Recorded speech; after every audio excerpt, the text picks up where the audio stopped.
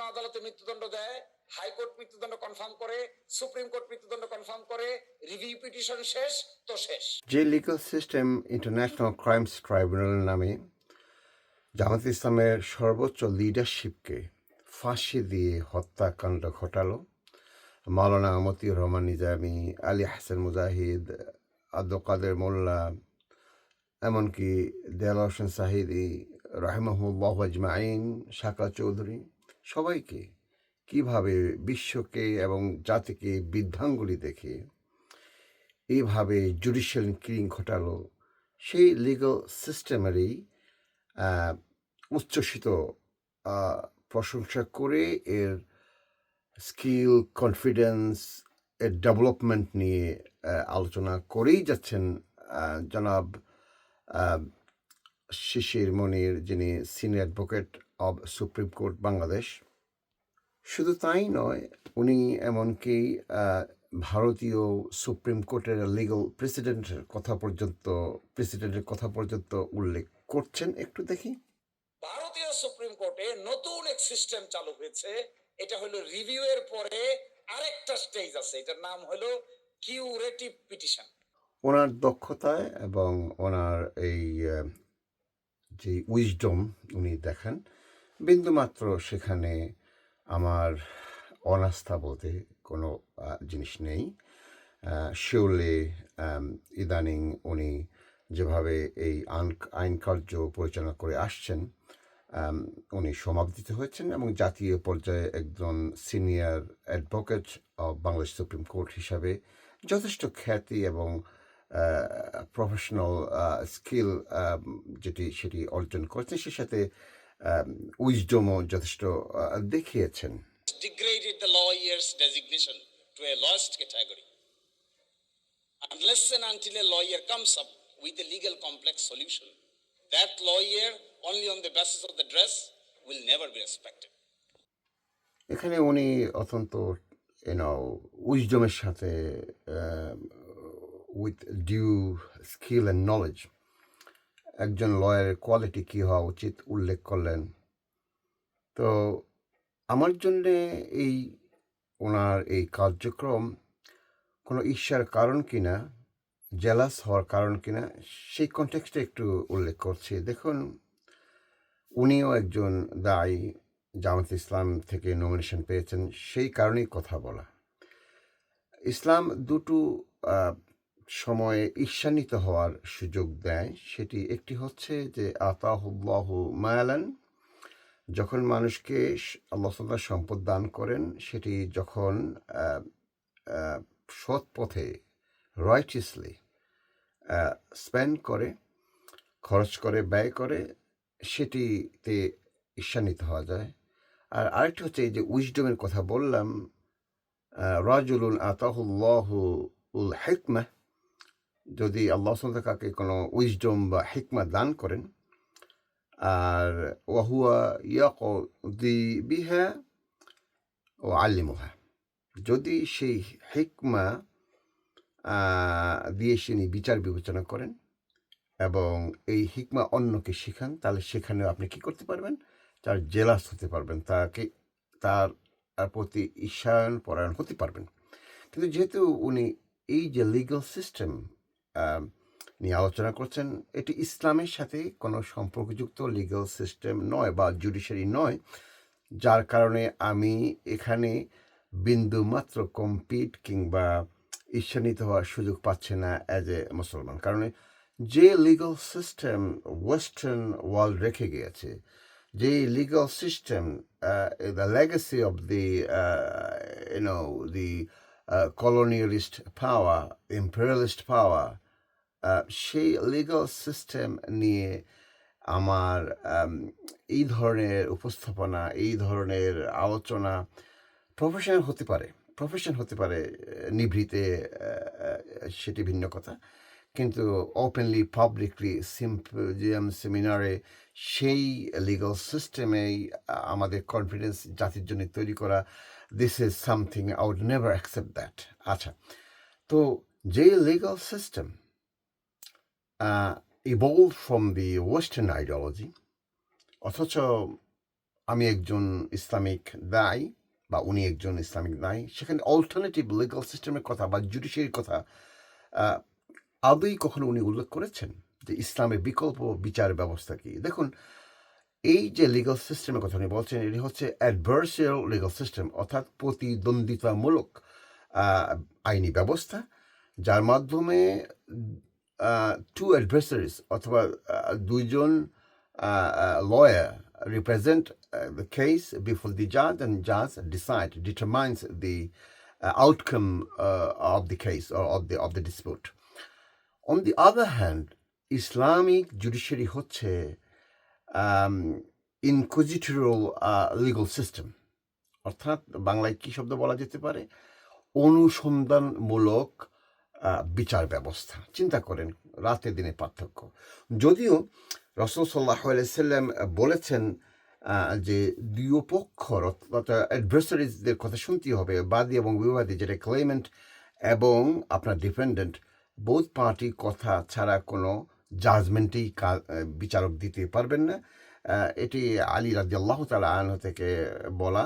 উনি তো জানেন যে ওয়ান অফ দি গ্রেটেস্ট কাদি জাজ উনি ছিলেন, ইভেন ডিউরিং দ্য টাইম রাসূল সাল্লাল্লাহু আলাইহি সাল্লাম। তো উনি বলেছেন যে قال لي رسول صلى الله عليه وسلم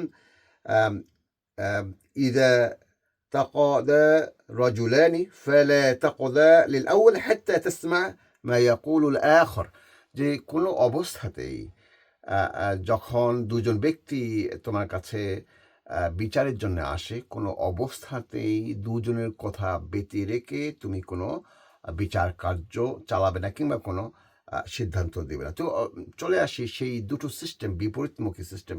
এখানে জাজ, এই লিগাল সিস্টেমে জাজ শুধুমাত্র দুই পক্ষে আর্গুমেন্ট শুনেন, যে বর্তমান যে সিস্টেম প্লাস পলিটিক্যালি এমনইভাবে প্রভাবিত, সেটি আমরা গত সরকার আমলের থেকে শুরু করে চিফ জাস্টিস সিনহার জীবনে কী ঘটনা ঘটেছে আমরা সবই জানি। এরপরেও যদি আমরা বিকল্প ইসলামিক লিগাল সিস্টেমের কথা না বলি, যেটির মানদণ্ড এতটাই হাই, শুধুমাত্র ইসলামিক সিস্টেমে এটা আপনার কন্ট্রোল করবে না, শুধুমাত্র মানুষের জবাবদিহিতে থাকবে না, বরং এই জবাবদিহিতা জান্নাত এবং জাহান্নামের সাথে সম্পর্কিত। তো উনি কখনোই তো দেখলাম না যে ইসলামিক জুডিশিয়ারির কথা কখনো বলতে, বিকল্প জুডিশিয়ারি কখনো বলতে। তা যদি না বলা হয়, মানুষরা, মুসলমানরা তথা অন্যান্য জাতির মানুষরা, এটা মানব জাতির জন্যে কীভাবে ইসলামের যে জাস্টিস, ইসলামের যে ন্যায় বিচারের আসল মর্মাত্ম, সেটি বুঝতে পারেন। মেনি আয়াতে রয়েছে, যেমন ইয়াকুলুল্লাহু তাআলা লাকাদ আরসালনা রসুলানা বিল বাইয়িনাত ওয়া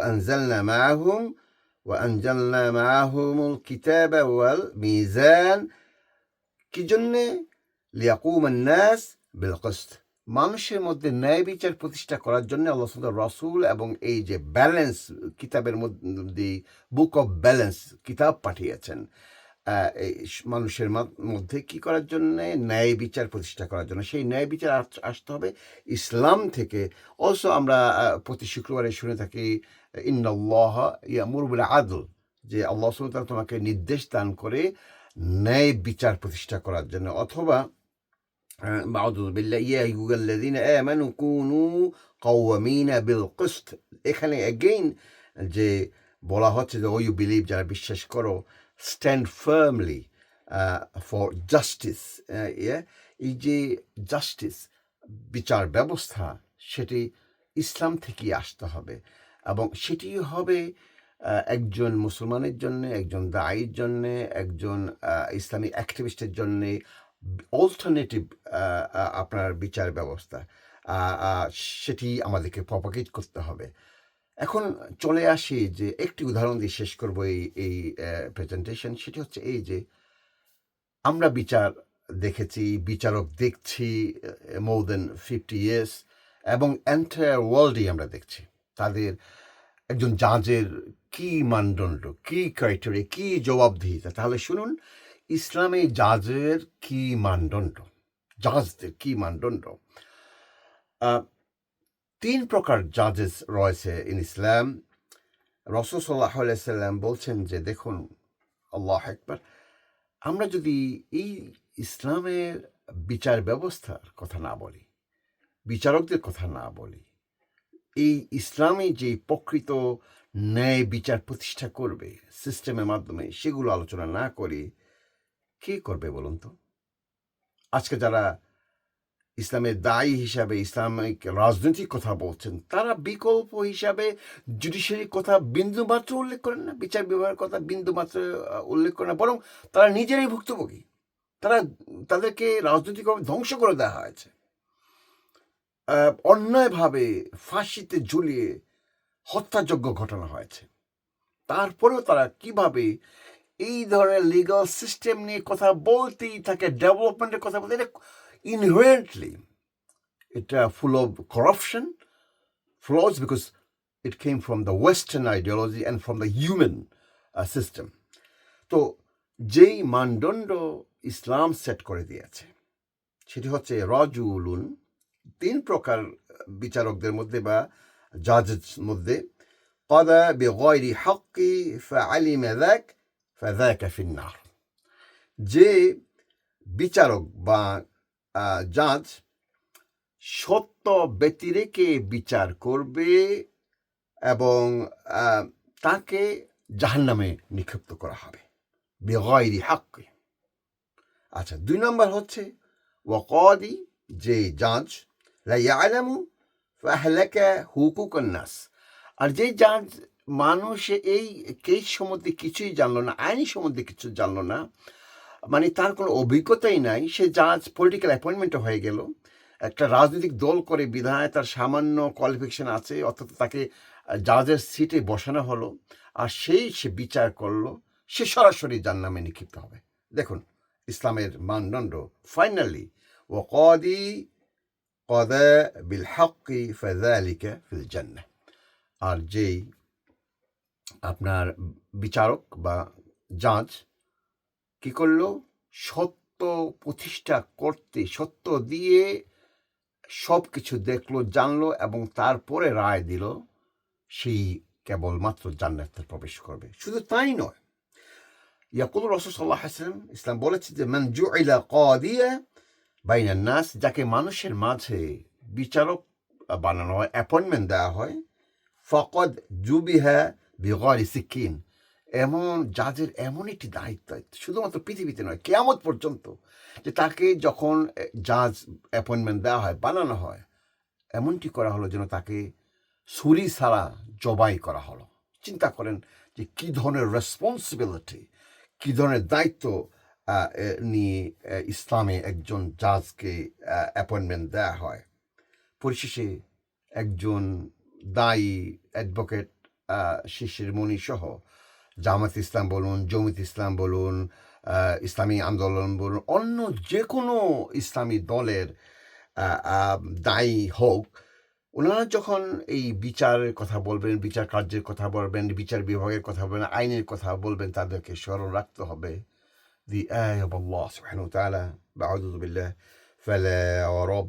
فلا وربك لا يؤمنون حتى يحكموك فيما شجر بينهم। যে তুমি তো ইমানদারই নও, এটি আল্লাহর কসম দিয়ে বলা হচ্ছে, তুমি তো ইমানদারই নও যতক্ষণ না পর্যন্ত রাসূলুল্লাহ সাল্লাল্লাহু আলাইহি সাল্লামকে তোমাদের সমস্ত বিচার বিবেচনায়, বিচার কার্যে, তোমাদের ডিসপিউট ডিসএগ্রিমেন্ট, সেটি মানুষের মধ্যে হোক, রাষ্ট্র এবং মানুষের মধ্যে হোক, কিংবা পলিটিক্যাল পার্টিসের মধ্যে হোক, কিংবা যে কোনো ব্যক্তি মধ্যে হোক, সে মুসলমান হোক অথবা অমুসলমান হোক, অর্থাৎ মানব জাতির জন্যে যেই বিচার কার্য হবে, সেখানে যদি রাসূলুল্লাহ সাল্লাল্লাহু আলাইহি ওয়াসাল্লামের পদ্ধতি এবং ওনার যে শিক্ষা কিংবা ইসলামের যে শিক্ষা যদি আপনি জুডিশিয়ারিতে না নেন, অর্থাৎ রাসূল সাল্লাল্লাহু আলাইহি ওয়াসাল্লামকে হাকিম হিসেবে না